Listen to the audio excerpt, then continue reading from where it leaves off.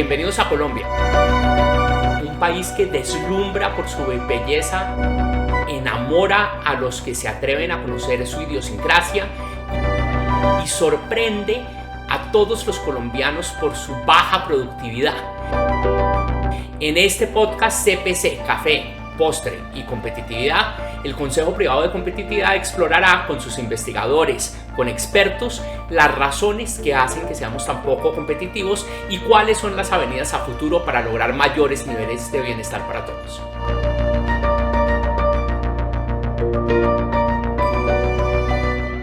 Bienvenidos al podcast CPC, Café, Postre, Competitividad.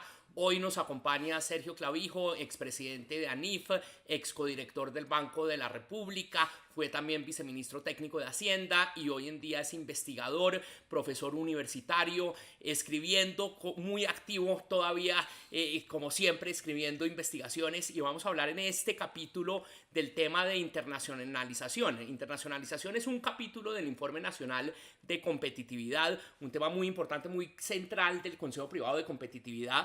Y Sergio acaba de hacer un estudio con Fundesarrollo para el Atlántico, pensando en las oportunidades de internacionalización del Atlántico. Entonces, en este episodio vamos a explorar con Sergio qué encontraste en este informe, cuáles son los mensajes, las recomendaciones, lo que aprendimos, y mensajes no solo para el Atlántico, sino la implicación para el proceso de internacionalización de Colombia. Entonces, muy bienvenido, Sergio. Gracias, Daniel. Gracias, Consejo Privado de Competitividad, por la ventana que nos abren para ventilar. Y qué buena esta coincidencia entre los temas centrales del último informe del Consejo Privado de Competitividad y esta alianza que hemos hecho con Fundesarrollo desde Barranquilla para explorar estos temas de comercio internacional. Sabíamos que venía Trump y 6 meses atrás, y finalizando ya, quedándonos año y medio de la administración Petro, nos pareció, con un grupo de empresarios liderados también por la Cámara de Comercio de Barranquilla, que era el momento de aprestarnos a repensar la estrategia, la agenda que está pendiente.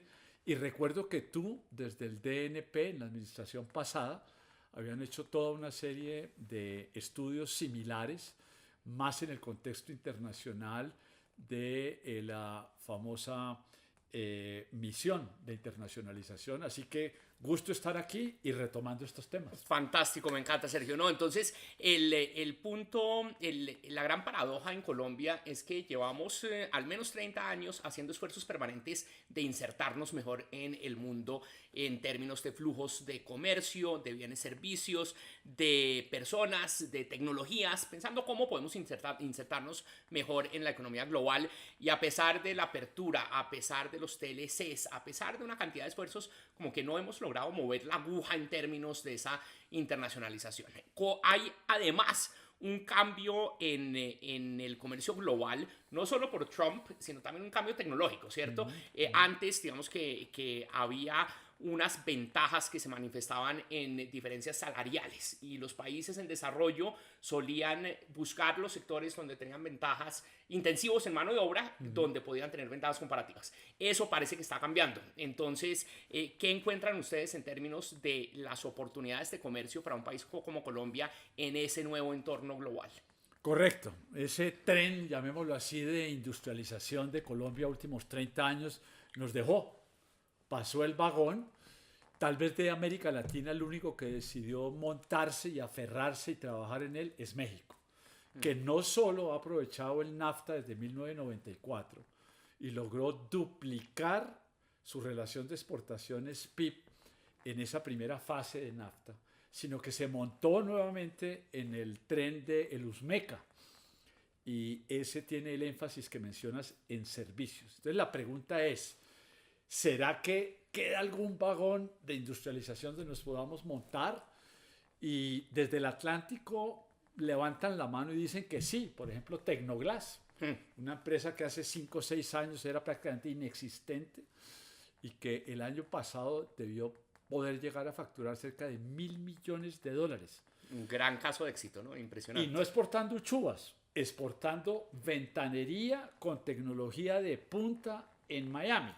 Luego, casos los hay Y de ahí el llamado, como bien mencionas, a aprovechar la mejor esquina de América Latina desde el Atlántico, Barranquilla, a 2 horas de Miami. Y hay casos exitosos.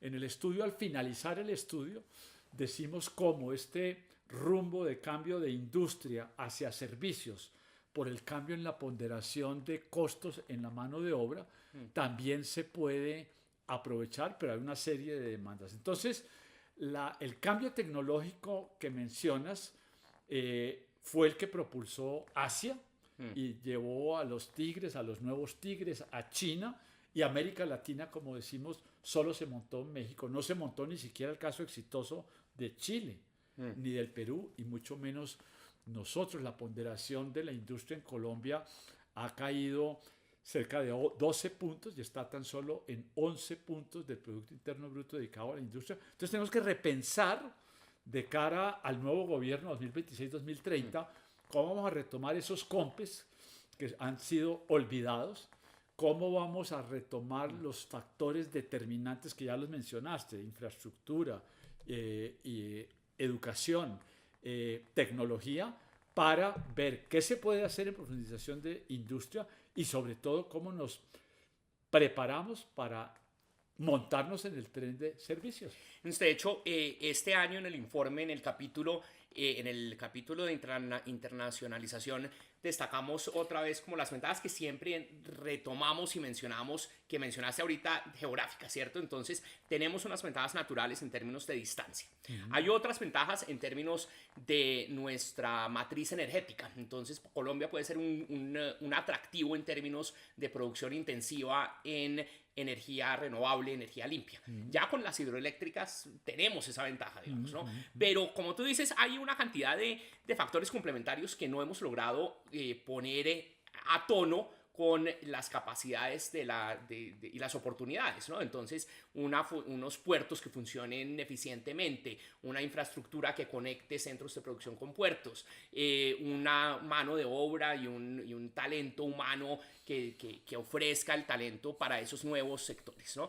Pero entonces, en términos del Atlántico, ¿cuáles son qué encuentran ustedes en términos de qué hay que hacer para el Atlántico? ¿Cómo el Atlántico puede ser ese puerto de salida, de aprovechamiento para Colombia? ¿Y qué habría que hacer? Bueno, hablando del Atlántico, demos una dimensión a quienes nos escuchan. Representa, mal contado, entre 4 y 5 puntos del Producto Interno Bruto, del total que tiene Colombia. Mal contado, el Atlántico representa 1/3 de ese PIB. Y yo creo que de tiempo atrás todos tenemos identificado cuáles son los temas centrales y neurálgicos. Y me preocupa que, a pesar de tener identificado eso de tiempo atrás, el progreso en términos de movimiento de la aguja es mínimo. Tomemos el tema de educación. El tema de educación bilingüe en inglés a nivel de país sigue siendo muy pobre. Y eso que el Atlántico, especialmente Barranquilla, por su cercanía con Miami, tiene como un aprendizaje de learning by doing. Y de hecho, parte del triunfo de las empresas posicionadas en Barranquilla es que hablan inglés, tienen familiares en Miami, y algunas de esas firmas, que es lo que identificamos en el trabajo, tienen que ver no solo con la condición, llamémoslo, tecnológica, sino de in situ, tener una ventaja en la venta en el lugar, en los Estados Unidos. Eso le ha permitido a algunas de las empresas hoy en Barranquilla penetrar los mercados más allá de Miami. Entonces, se necesita no solo bilingüismo, se necesita de alguna manera, y en eso hay de alguna manera un cliché de que el tema de la virtualidad y el enganche digital tecnológico es suficiente. No. Para la venta de farma, para la venta de tecnología en ventanería, tú necesitas darle la cara al cliente. Y de allí el tema geográfico que estamos hablando. Entonces, esa dupla, llamémoslo educación bilingüe, más habilidades de venta y tecnología, son fundamentales para vender productos y para vender servicios. Nosotros enfatizamos mucho que hay que cambiar un poco el paradigma y el chip de que la actividad exportadora es una actividad como residual después de haber producido para el mercado interno. Hay que producir para una demanda externa, entender esa demanda, tener las redes de distribuidores, el comprador, eso requiere unas inversiones específicas para la actividad exportadora, ¿no? Entonces, ese caso es lo que comentas del éxito de las empresas en Barranquilla, me parece súper iluminador para entender un poco qué habría que hacer, y es generar esos vínculos, además, tener las habilidades, saber inglés y después poder tener las conexiones. Repicando sobre esto que dices, tenemos unos estudios interesantes en la última parte del estudio, donde resaltamos este hallazgo con la gente de Fundesarrollo. Se identificó una necesidad puntual, hágame el favor, en compotas de exportación de altos nutrientes para niños. Y uno diría, ¿y qué es nuevo ahí? Si eso ya está inventado. La identificación de cuál es la demanda específica para niños en nutrientes, y es capital español, capital europeo y colombiano en la identificación del know-how, que señores empresarios, les hablo, no crean que esto lo van a descubrir allá en el teclado, simplemente por Google. Pues. No, eso toca ir allá, preguntar a la gente, conocer la demanda y ofrecerle la diferencia que desde Barranquilla le vas a hacer al tipo que podría darte otro tipo de compotas desde Miami. Entonces, el tema de mercados y especificidades de los mercados hace toda la diferencia. Lo que acabo de relatar, igualmente en ventanería. Quieren saber en Miami no solo el grosor y cómo resisten los embates climáticos, sino los tiempos de entrega y cómo es el tema de cumplimiento en calidad. Eso no lo hace un computador. Toda la logística, la calidad, ¿cierto? Sí, entonces ahí, sí, en la misión de internacionalización y en los compes que mencionas, donde se ha tratado de impulsar esos temas, se identifica el tema de calidad como un tema fundamental, ¿cierto? Hay que poder cumplir con reglamentos técnicos, con requerimientos técnicos, con la demanda, básicamente con la demanda y con todas las regulaciones para agro también. El agro es difícil mucho. El agro hay que tener la trazabilidad sanitaria, fitosanitaria, eso requiere tecnología, requiere instituciones, requiere una cantidad de cosas. Entonces, exportar es difícil, digamos, ¿cierto? Es difícil, y en el informe decimos lo siguiente, porque aquí en la mente, llamémoslo de equidad, distribución, por encima de todo, se olvida que hay un elemento fundamental en economía que se llama economías de escala. Y lo que muestra el mundo exportador es que si tú eres pequeño e inclusive mediano, no vas a conquistar el mundo de las exportaciones. Porque la escalabilidad te permite innovar y te permite asomar con unos costos de entrada, que los hay, lo que es posicionar tu producto en el mercado internacional. Entonces, el mensaje, un poco contraintuitivo con la moda de hoy de equidad micro, decimos no, exportar no es para las micro, es para las medianas que pueden crecer. Y creo que todos los gobiernos anteriores, tanto Duque como los anteriores, habían identificado de que de lo que se trata, y en esto las multilaterales han acertado, es tomemos las empresas que ya son exitosas exportadas y vamos a escalarlas. Vamos a ayudarles a posicionarse con estas economías de escala para mover la aguja exportadora. Tú mencionabas el tema, y aprovecho que de casualidad tu padre negoció el Tratado de Libre Comercio con el ministro Botero. Y han sido ya 10 largos años. Y uno se pregunta, 10 años. ¿Qué se logró?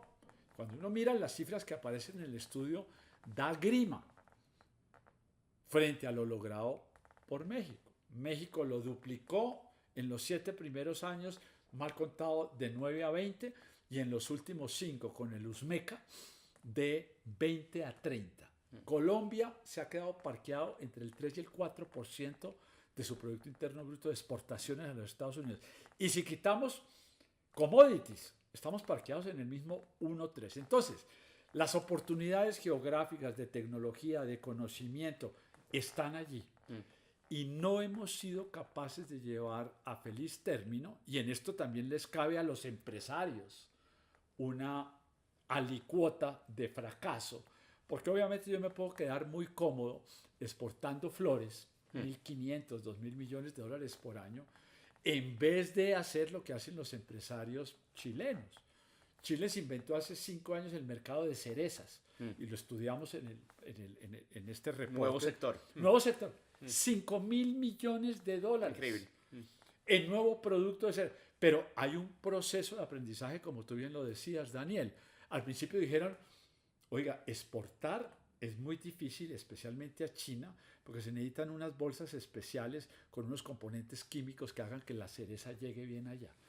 Como no los tenemos, la mentalidad vieja de un empresario hubiera sido imposible exportar. No, Nada que hacer. Sí. el chileno dijo, hagamos toda la cadena e importemos el envase y hoy día, 3 años después, se fabrica el envase en Chile.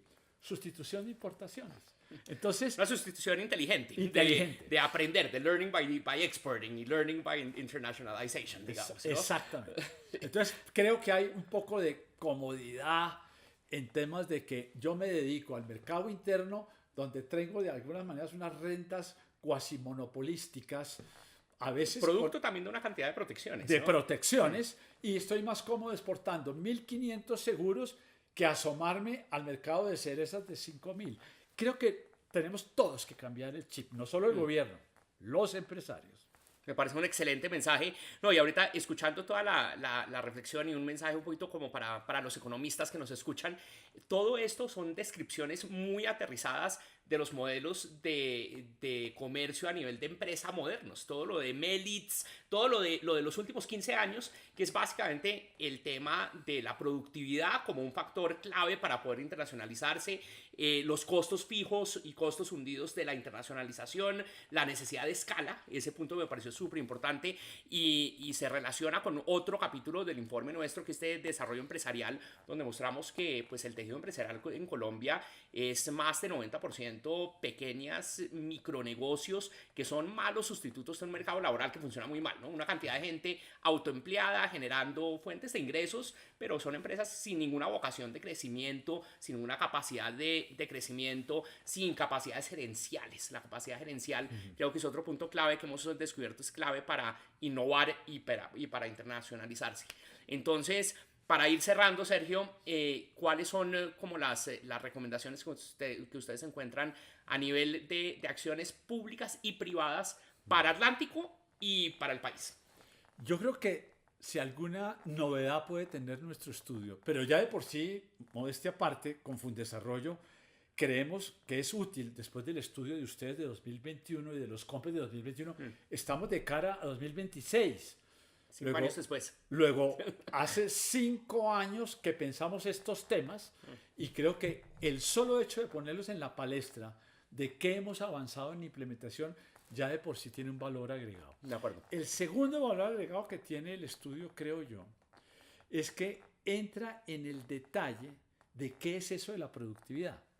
Los economistas, con el famoso ejemplo del descorchalatas para solucionar el problema, no hacemos sino recomendar que incremente la productividad. Y uno dice, ¿y eso como dónde lo compramos? ¿Cómo se hace? Sí. O cuando dicen, no, pues es que para desarrollarse de manera equilibrada tienes que tener buenas instituciones. Bueno, ¿y cómo las construyo? Son esas, sí. ¿Dónde las vendo? Y resulta que el estudio lo que hace es que precisamente desgrana el componente de productividad.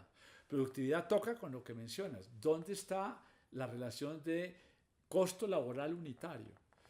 ¿Acaso pueden los gobiernos, pensando en público o privado, permanentemente decretar un incremento en el salario mínimo que nada tiene que ver con las ganancias en productividad laboral? La respuesta es obviamente no.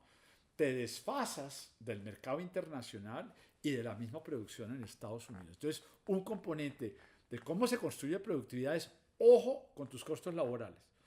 Y aprovecho para decir que qué bueno que se acaba de hundir en el Congreso de la República una muy mala iniciativa en el sentido laboral de encarecimiento permanente con dominicales y con nocturnos, que nos sacaba todavía más del tinglado, donde en el documento vemos que hay una brecha contra Estados Unidos del orden de 15% de desfase de lo que ha ocurrido en tan solo los últimos 5 o 7 años. El otro elemento de productividad tiene que ver con el tema de multimodalismo, transporte y la colocación en puerto de los productos. Hemos progresado, Ahí aplaudimos cómo el puerto de Cartagena, compitiendo con las otras dos perlas del Atlántico, Barranquilla y Santa Marta, ha logrado posicionarse, depende cómo se mida, entre los top 5 Sí, sale siempre muy bien calificado, de ¿no? mejor desempeño. Perfecto, pero nos falta el otro elemento. ¿Qué hacemos con el 50% del PIB ubicado a 1000 kilómetros del mejor puerto del Atlántico? Por Dios, no vamos a llegar. No en vano, las empresas que acabo de mencionar están todas ubicadas en Barranquilla, porque si no se va la utilidad llegando En el allá. transporte del interior al puerto. Lo mismo nos pasa con Asia, ¿correcto? Estamos solo a 550 kilómetros contra el Pacífico, pero vaya y llegue. Y la logística también ha progresado Buenaventura, no tanto como en la parte atlántica, y cuesta con eso. Y el tema energético, fundamental. Sí, hay algo de diversificación con las eólicas y no sé qué, pero aprovechemos el hecho de que 2/3 partes son hídricas y todavía las tenemos acá funcionando, pero el tema de geografía vuelve a ser relevante. O te ubicas en los puertos, cerca de Cali y cerca de la costa atlántica, o realmente no vas a ser un exportador. Entonces, en síntesis, dejemos el cliché economista, nos tenemos que dar golpes, deje de recomendar que incremente su productividad. No, pregúntese cuál es la matriz de detalle energética, de logística y laboral que en últimas le va a dar una productividad que le permita competir. Y por último, que no nos vuelva a dejar el tren de los servicios. Estamos en la ventana de oportunidad en la cual, gracias a que los servicios vuelven a tener una ponderación en el valor agregado mucho más importante que las manufacturas que están robotizadas, pero si no lo hacemos en los próximos 5 años, la misma robotización en el sector servicios nos va a dejar. México lo entendió, modificó su negociación de USMECA con Estados Unidos y ahí está, penetrando el mercado, y lo mismo Asia. Luego tenemos una segunda oportunidad de despertarnos a la urgencia exportadora en el marco de los servicios. La tarea no es fácil. Educativa, logística, movámonos ya, que el 2026 con el nuevo gobierno ya está acá. Entonces es el momento de coger este estudio y pensar en vendérselo a los candidatos, precandidatos, a todo el mundo, y mover otra vez este tema, ¿no? Grandes oportunidades, no solo desde el punto de vista del empresario local, sino también de inversión extranjera directa también, ¿no? Ser plataforma exportadora, aprovechar el TLC con Estados Unidos, que es una gran, tiene todas las preferencias, pero toca hacer la tarea, ¿no? Hacer las tareas privadas y públicas, para poder aprovechar ese acceso preferencial, ¿no? Sergio, entonces, ¿dónde podemos encontrar el estudio? ¿Está publicado El estudio acaba de salir del horno.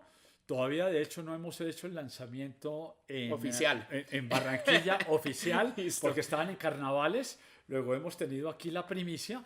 Pronto lo vamos a hacer allá y vamos a hacer eco de esto a lo largo del próximo año. Por el momento, dejo con Daniel. Si le preguntan a Daniel, él tiene el link. Perfecto. En el cual se encuentra en Google. Y bienvenidos comentarios. Son 80 páginas, de las cuales yo creo que la mitad se pueden obviar para quienes ya conocen los temas y pueden ir simplemente al frente de recomendaciones. Listo, buenísimo. No, vamos a divulgarlo para que lo lean todos los interesados en estos temas.